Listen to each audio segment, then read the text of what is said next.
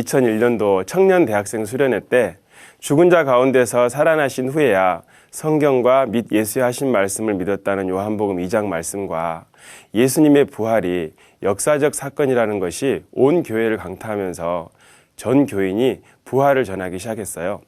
이때 저도 부활이 역사적 사건이라는 것을 확인하기 위해서 자료를 찾다가 고등학교 세계사와 사회과 부도를 통해서 예수님이 신화나 동화에 나오는 인물이 아닌 역사적으로 실존했던 인물임을 확인했고요. 부활을 전하다가 죽어간 제자들을 통해서 예수님의 부활을 확증하는 순간 너무나 큰 충격을 받았습니다. 그런데 제자들이 부활을 통해서 예수님이 하나님이심을 믿게 되었다는 것을 알게 되면서 저 또한 예수님을 믿을 수 있는 유일한 증거는 부활밖에 없다고 전하기 시작했습니다.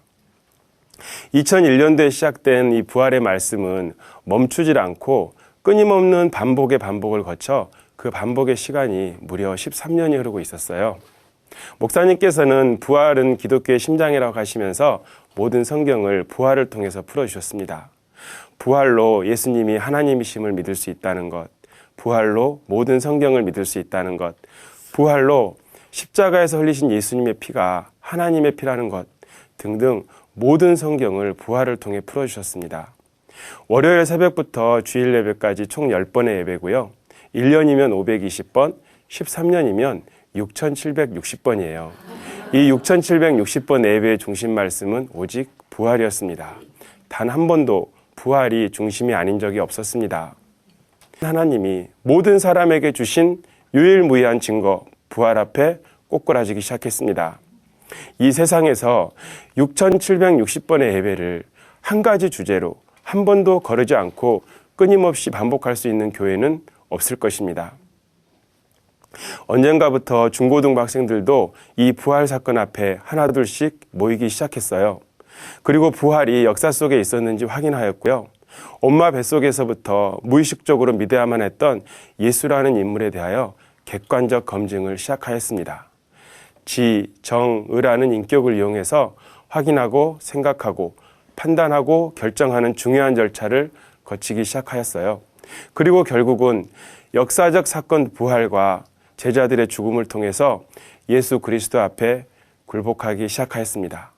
이 거대한 흐름은 중고등부를 넘어 초등부 학생들에게까지 이어졌고요. 마침내는 유치원 아이들에게까지 전파되었습니다. 예배를 드리는 엄마를 귀찮게 하던 아이들이 어느새 그리스도인이 되어 있었습니다. 우리는 어느 날 알게 되었습니다. 아이들도 그리스도인이구나. 성장하면서 그리스도인이 되는 것이 아니구나. 부활 앞에 서면 나이와 관계없이 그리스도의 사람이구나. 그리스도의 것이구나. 목사님께서는 이 부활의 말씀을 통해서 가장 강조하셨던 것은 초대교회 성도들의 변화는 신앙훈련을 통해서 된 것이 아니라 부활의 주께 굴복하고 성령의 충만을 받는 것, 딱 이 두 가지밖에 없다는 것이었습니다. 여기에서 한 발짝도 물러서지 않으셨어요. 어느 주일 2부 예배 때 목사님께서 제가 부활 주변을 계속 맴돌았을 때 마귀가 얼마나 놀랐겠어요? 라고 하시는데 그 순간 맴돌다라는 단어가 제 귀에 쏙 들어왔습니다. 목사님께서는 평소에도 부활의 말씀을 증거하실 때면 고린도후서 4장 4절에 악한 영들이 복음의 광채를 가리기 위해서 부활을 먼저 가려버렸다는 말씀을 자주 해주셨거든요. 예수님이 승천하신 지 얼마 안 돼서 세워진 고린도 교회에서도 부활이 없다고 하는 자들이 벌써 생겨나기 시작했는데 2000년이 지난 지금은 어떻겠어요? 라고 하시면서요.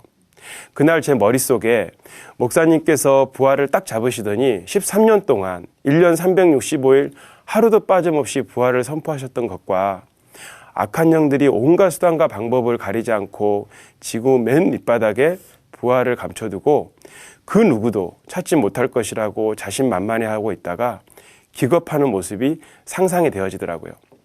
만약 악한 영들이 대화를 한다면 이렇게 할 것 같았습니다 라는 내용의 간증을 기록했던 적이 있는데요. 그 내용을 제가 지금부터 한번 해보겠습니다. 야, 김성로 목사도 수많은 예수쟁이들처럼 부활이 묻혀져 있는 그곳을 쓱 지나가더라고. 그래서 별거 아니구나 하고 있었는데 몇 년이 지나서 다시 거길 왔더라고. 알지? 그냥 턱 와가지고 뺑뺑 도는 스타일. 처음에는 긴가민가 하면서 부활이 묻혀져 있는 곳에서 계속 뺑뺑 도는 거야. 설마 했지. 에이, 2000년 동안 깊이 묻어놓은 것을 무슨 수로 찾을 수 있겠어. 절대 그럴 수가 없지. 근데 어느 날부터 무슨 낌새를 챘는지 어떻게 알았는지 딱 그 자리에서 움직이지 않고 밤낮없이 파기 시작하는 거야. 그때까지만 해도 그까짓 지가 아무리 영을 쓰고 파봐야 혼자서 얼마나 파겠어. 몇 메타 파보다가 안 되면 제풀에 지쳐서 나가 떨어지겠지 했는데 이게 뭐냐. 언젠가부터 그 쫄개들이 하나 둘 모여들기 시작하는 거야. 그래가지고 그냥 월요일부터 일요일까지 계속 그 한 자리만 파는데 13년을 파는 거야. 13년. 이게 말이 돼? 말이 안 되지. 근데 진짜 그랬다니까. 13년. 다른 목사들은 똑같은 설교 2번만 해도 난리가 나는데 어떻게 설교가 13년 동안 부활이냐고. 어떻게. 주변 사람들 전체가 심지어 마누라하고 아들, 딸까지도 제발 그만하고 이제 가자고 그렇게 했는데도 꼼짝도 안 해. 답이 안 나왔는데 어떻게 가냐고 하면서. 와, 진짜 기가 막혀가지고 세상에 저렇게 무식한 놈이 어딨지? 근데 그 똘마니들도 마찬가지야. 온갖 불화살을 쏘면서 같이 못 파게 방해를 해도 그 원수 같은 토요 차량만 되면 힘을 받아가지고 오직 부활밖에 없대나 매일 들어도 새롭대나 하고 있는데 이 솟구쳐 오르는 분을 참을 수가 없어. 좀 지나니까 이제 숫자가 장난이 아니야. 순식간에 1000명이 훌쩍 넘어가지고 계속 그 한 자리만 파는데 너 알아? 내 심정? 이놈 떼내면 저놈이 와서 파지. 저놈 떼내면 딴 놈이 와서 파지. 떼내도 계속 달려들어. 나중에는 얼마 전에 떼냈던 놈이 와서 또 파고 있는 거야. 이걸 어떻게 당해내냐고. 이제는 내 편이었던 애들이나 학생들까지도 합류를 하더니만 이게 걷잡을 수가 없네. 이제 2000년 전처럼 계속 밀리기 시작할 텐데 어떡하지? 이상은 성경에 나타난 악한 영들이 하는 짓을 볼 때 그놈들이 이렇게 생각할 것이 확실합니다 라고 적어냈습니다. 간증에 대해서 깊게 생각하게 되었습니다. 오직 날 위해서 이 땅에 오신 예수님과 사랑하다 왔냐가 유일한 이슈이고 카운트 대상인 것이 선명해져 버렸습니다. 하나님이 나와 함께 하심, 이것은 신비로운 것이며 나를 노래케 하는 것이며 나를 춤추게 하는 것이었습니다. 제가 하는 사업이 잘 되면 제 신앙을 자랑하고 제가 하는 사업이 망하면 제가 믿는 하나님을 선전하지 못하는 그런 마음이 없어졌어요. 제 인생이 대박이 나더라도 제 인생이 다시 쫄딱 망하더라도 더 이상 내 인생의 문제로 하나님의 그 큰 사랑을 가리지 않습니다. 더 이상 내일 일을 오늘까지 끌어들여 염려하는 그런 사람이 아닙니다. 이제 남은 인생 수고하고 무거운 짐을 주님께 맡기고 기쁘게 뛰어나가겠습니다. 감사합니다.